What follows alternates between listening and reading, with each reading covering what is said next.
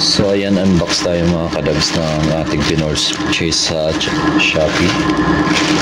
So ito ay magagamit natin sa mga DIY natin and sa ating ginagawang sideline ngayon na bumibili tayo ng mga second-hand e-bike at may wheel issue para makuha natin ng mura.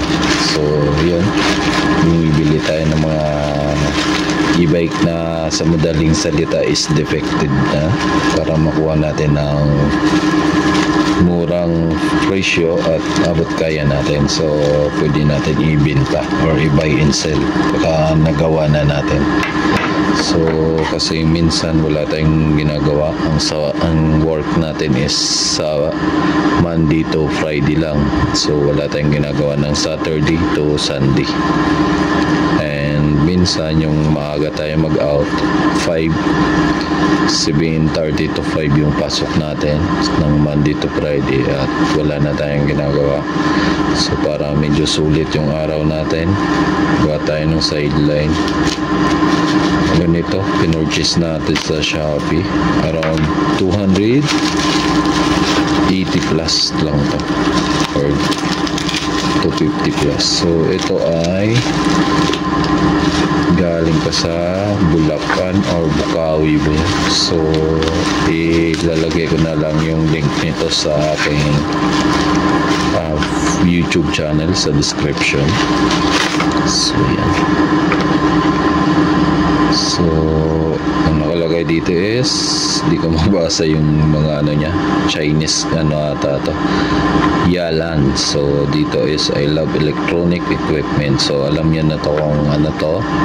It's electronic e-bike tester or motor brushless tester or controller tester para sa mga e-bike. So yan. At sa madaling ano nito is yung function niya is tester talaga. Designated nga lang siya sa e-bike, electric bike tester. So sa mga gusto dyan magbili nito o mag-purchase nito, again ilalagay natin sa description yung link niya ng seller.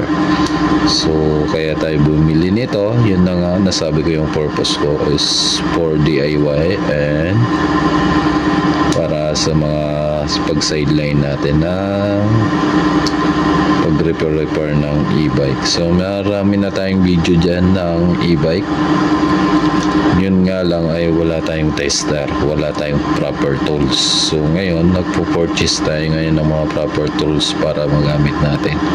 So hanggang unboxing lang tayo and ganito, papakita ko sa inyo. Hindi ko maididimo sa inyo to kung paano siya nagpa-function kasi wala tayong, kulang yung parts na dala natin dito tsaka nasa work tayo. Actually kahapon pa to dineliver, ngayon ko lang na-unbox kasi medyo gabi na nung pagdating nito or hapon na. So yan, may ilaw na siya. Ito yung power switch niya, may ilaw siya and siguro naman may battery to, and kasi may power on tapos nag-ilaw na siya, may lights indicator na yun. So bigyan ko lang kayo ng konting ano sa connection dito. Ito kasing mga connection dito, itong alligator clip is may mga designated connection yan, pero itong dito sa motor control to yung 5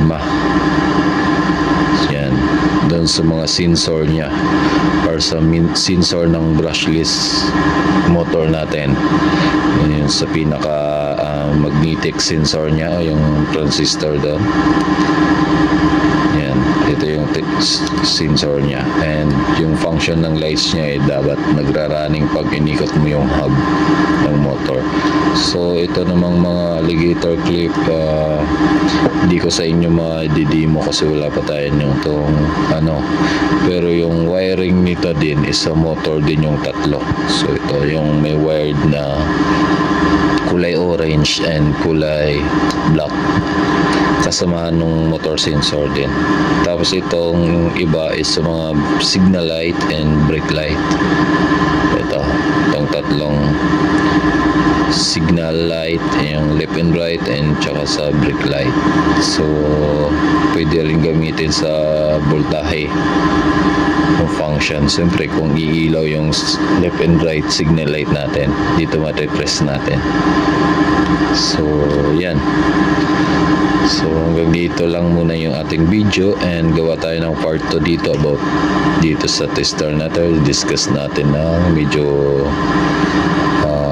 i-demo natin pala. So yun, kasi ngayon unboxing, and yan, pinapakita ko lang sa inyo at sinishare ko din sa inyo kung anong purpose ko, kung ba't nag-purchase ako nito. Para magkaroon din tayo ng proper tools para sa mga e-bike natin, kasi may e-bike na tayong ginawa.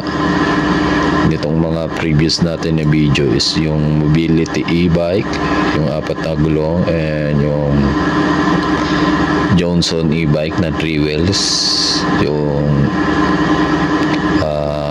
Wusu e-bike, yung Wusu inspired, yung kulay dilaw, tsaka yung yun yung kulang ko din sa electric stand scooter, yung mover is 10. Wala pa akong proper tools, kaya ang ginawa ko, hirap ako mag-diagnose nun. So ang ginagamit ko lang is digital tester and analog tester lang.